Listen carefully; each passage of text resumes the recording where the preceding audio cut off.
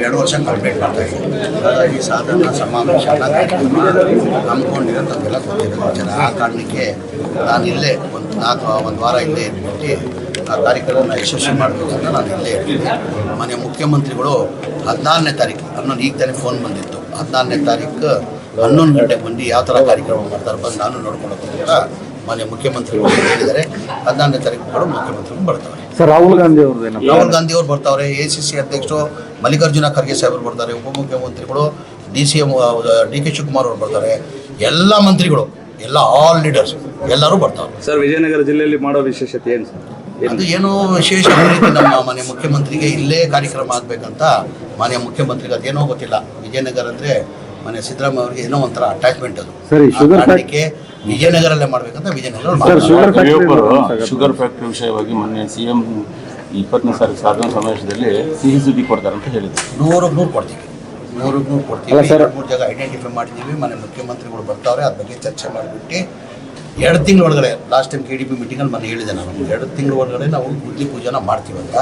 2 ತಿಂಗಳಲ್ಲಿ ಗುದ್ಲಿ ಪೂಜೆನ ಯಾವ ಥರ ಮಾಡ್ತೀವಿ, ಏನು ಮಾಡ್ತೀವಿ ಅಂತೆಲ್ಲ ಘೋಷಣೆ ಮಾಡ್ತೀವಿ. ಗುದ್ಲಿ ಪೂಜೆ ಮಾಡ್ತೀವಿ. 2 ತಿಂಗಳಲ್ಲಿ ಗುದ್ಲಿ ಪೂಜೆ ಮಾಡ್ತೀವಿ.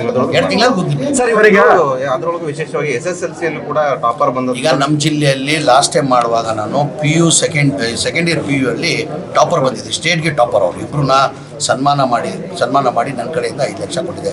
ಕಾರಣ ಏನಂದರೆ ಮಕ್ಕಳನ್ನ ಎನ್ಕರೇಜ್ ಮಾಡಬೇಕಂತ ಮಾಡಿದೆ. ಅಲ್ಲಿ ಅಶ್ವಿನಿ ಅಂತ ಒಬ್ಬ ಹುಡುಗ, ಸರ್ ನಾನು SLC ಅಲ್ಲಿ 225ಗೆ 224 ತೊಗೊಂಡಿದ್ದೀನಿ ಸರ್.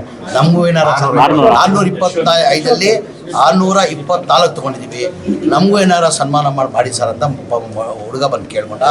ಆವಾಗ ನಾನು DC ಅವ್ರಿಗೆ ಹೇಳಿದ್ದೆ, ನಾನು ನಮ್ಮ ಜಿಲ್ಲೆಯಲ್ಲಿ ಟಾಪರ್ 620 ಯಾರು ತೊಗೊಂಡಿದ್ದಾರೆ. ಈ 620 ಮೇಲೆ ಅವರೆಲ್ಲರಿಗೂ ಕರೆಸಿ ಸನ್ಮಾನ ಮಾಡಿ ನನ್ನ ಕಡೆಯಿಂದ ಒಂದು ವೆಹಿಕಲ್ ಕೊಟ್ಟು 624 ಯಾರು 625ಅಲ್ಲಿ 624 ಬಂದವನಿಗೆ 1 ಲಕ್ಷ ಕೊಟ್ವಿ.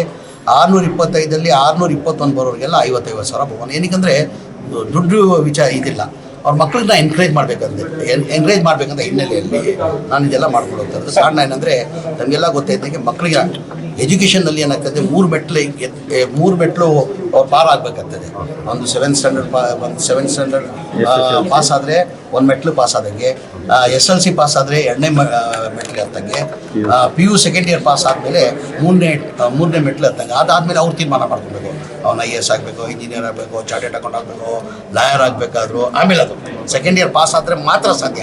ಆ ಕಾರಣಕ್ಕೆ ಮಕ್ಳಿಗೆ ನಾನು ಚೆನ್ನಾಗಿ ಓದಲಿ, ಇವ್ರನ್ನ ನೋಡಿ ಯಾರೋ ಒಂದು ಸನ್ಮಾನ ಮಾಡ್ತಾರಪ್ಪ, ನಮಗೂ ಗಾಡಿ ಸಿಗ್ಬೋದು, ಚೆನ್ನಾಗಿ ನೋಡಿ. ಯಾರೋ ಮಕ್ಕಳು ಬಂದಿದ್ದೀಗ ಅವಳು 621 ತೊಗೊಂಡಿದ್ದಾರೆ ಪಾಪ ಮಗಳು.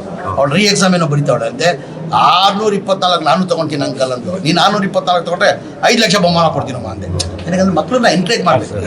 ವಿದ್ಯಾಭ್ಯಾಸ ಕಂಪಲ್ಸರಿ. ಅದಿದ್ರೆ ಮಾತ್ರ ಸಣ್ಣ ಜೀವನ ಮಾಡೋಕ್ಕೂ ಸಾಧ್ಯ. ಅದೇ ಜನತಾ ದರ್ಶನದಲ್ಲಿ ಭಾಳ ಜನ ಜನತಾ ದರ್ಶನದಲ್ಲಿ 2 ಜನ ಬಂದು, ಒಬ್ಬ ರೈತರ ಮಗ ಇರ್ಬೋದು, ಅವ್ನು ಬಂದು ಕೇಳ್ಕೊಂಡಿದ್ದ. ಅವ್ನು ಒಂದು ಲ್ಯಾಪ್ಟಾಪ್ ಕೊಟ್ಟೆ. ಇನ್ನೊಬ್ಳು ಯಾರೋ ಹೆಣ್ಮಗಳು ಬಂದು ಕೇಳ್ಕೊಂಡಿದ್ದು. ಅವಳನ್ನೆಲ್ಲ ನೋಡ್ತೀವಿ ನಾವು, ವೆರಿಫೈ ಮಾಡಿಬಿಟ್ಟು ಜೀನಿಯಂಟಿ ಇದ್ರೆ ನನ್ನ ಕಡೆಯಿಂದ ಸಣ್ಣ ಪುಟ್ಟ ಒಂದು ಲ್ಯಾಪ್ಟಾಪ್ ಕೊಡ್ತಾರೆ. ಸ್ವಾಗತ ಮಾಡ್ತಾರೆ.